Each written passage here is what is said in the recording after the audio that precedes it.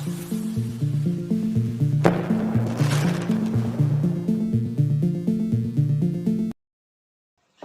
दोस्तों, मैं हूं अस्मित चौहान और आप देख रहे हैं आपका अपना YouTube चैनल। आज बात करेंगे बोनस याचिका को लेकर चल रही अफवाहों के बारे में। कहीं पर रिजल्ट रिवाइज होने की बात हो रही है, तो कहीं पर ये बात हो रही है कि रिजल्ट दोबारा आएगा, कहीं पर ये हो रही है कि भर्ती रद्द होगी। तो क्या है बोनस याचिका का सच और क्या है ऑर्डर में? मैं इंतजार कर रहा था आज के ऑर्डर की, क्योंकि बहुत से साथी कहेंगे क्या आप कोर्ट के अंदर थे?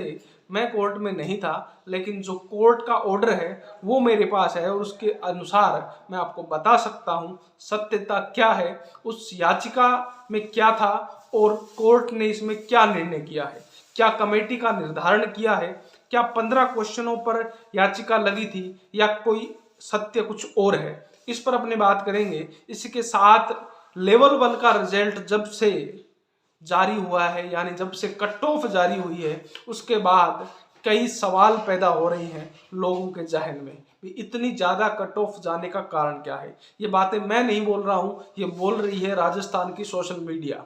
इसके अंदर बहुत सी चीज़ें सामने आई है, जिसके अंदर मैं बता दूं आपको, भरतपुर के शिव सिंह, जिनके 5 बच्चों का एक साथ सिलेक्शन होता है और मेरिट में भी कोई ज़्यादा डिफरेंस नहीं है, 3 पुत्रियां और 2 पुत्र एक साथ एक ही भर्ती में जनरल के साथ सिलेक्ट हो जाते हैं। क्या ये उन बच्चों की मेहनत है या पिता की मेहनत? इसके पीछे लोग सवाल खड़े कर रहे हैं। इसके साथ ही अलवर के डालचंद गुप्ता, जिनके 3 पुत्रियां एक साथ सेलेक्ट होती हैं और वो भी जनरल कैटेगरी से। फिर है राम स्वरूप वर्मा, 3 पुत्रियां। इसी के साथ बाड़मेर के हारजीराम और प्रेमाराम के 8 बेटे और बेटियां। और सबसे हैरान होने वाली बात यह है, सतीश कुमार जी यादव, जो अलवर के रहने वाले हैं, जिनकी 3 पुत्रों का सिलेक्शन होता है और उनका मेरिट क्रमांक 324, 325 और 326, यानी हाई मार्किंग और साथ में रैंक भी सेम, यानी नंबर भी उनके सेम। एक भर्ती जिसके अंदर एक ही परिवार के इतने लोगों का सिलेक्शन बहुत बार देखा गया है, बहुत बार एक ही परिवार के कई सदस्यों का सिलेक्शन होता है, लेकिन क्या ये एकमात्र संयोग है या दाल में कुछ काला?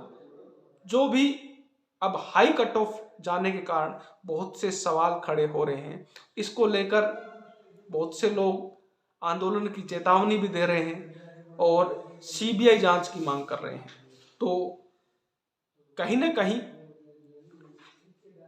सत्य सामने आना चाहिए और जो भी साथी प्रयास कर रहे हैं, तो अगर कोई फर्जी लगे तो उसकी जगह एक बेरोजगार को मेहनत करने वाले व्यक्ति को मिलनी चाहिए। अगर ये मात्र संयोग है, इनकी मेहनत है, तो फिर हम इसके बारे में कुछ नहीं बोलेंगे।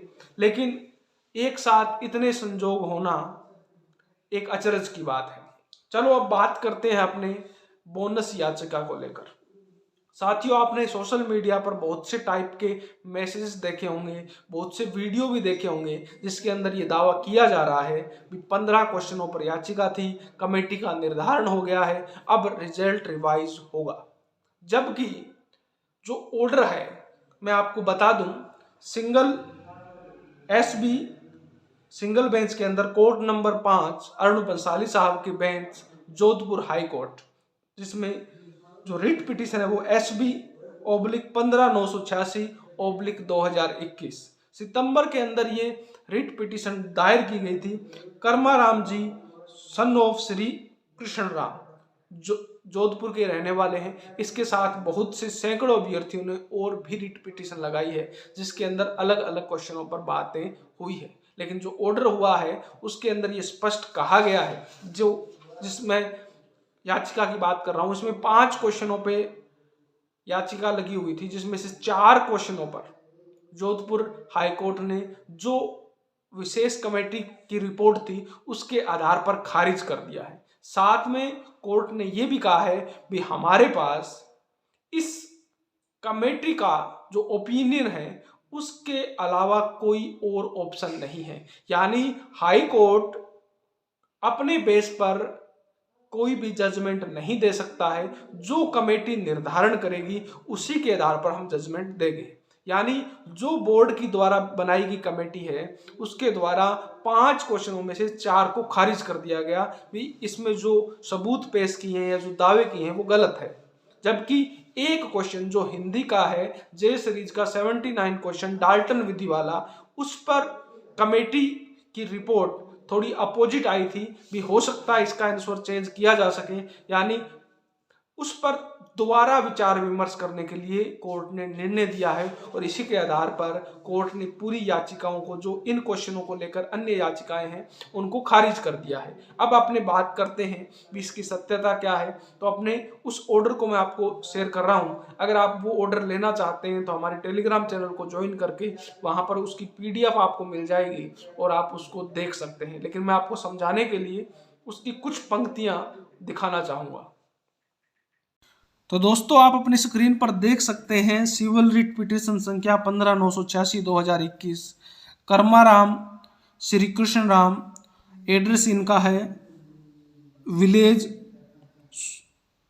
समुद्र की ढाणी, रवानियाना तहसील, पिपार सिटी, डिस्ट्रिक्ट जोधपुर। इसके अलावा बहुत सी रिट पिटीशनें यहाँ लगी हुई है, लेकिन जो मुख्य बातें हैं उस पर अपनी चर्चा करेंगे। आप इस चीज़ को PDF को देख सकते हैं। इसमें बहुत से क्वेश्चनों पर चर्चा हुई है और उन क्वेश्चनों में से कौन से क्वेश्चन हैं अपने उन पर भी मैं चर्चा करूंगा। आप देख सकते हैं अपनी स्क्रीन के ऊपर, ये सब वो रिट पिटीशनें हैं, वो कोर्ट के हवाले हैं। जिसके अंदर देखो क्वेश्चन नंबर 27 ये है RT 2009 वाला, जिसको भाई कोर्ट ने खारिज कर दिया है।